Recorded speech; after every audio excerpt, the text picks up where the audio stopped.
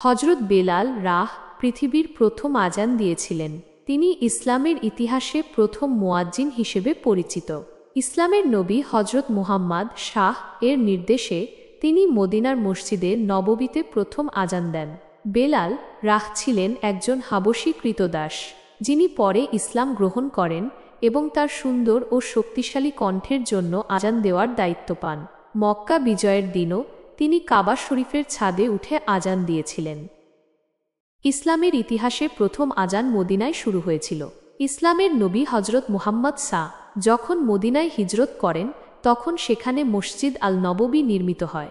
এই মসজিদে বসেই তিনি নামাজের জন্য আজান দেওয়ার ব্যবস্থা করেন।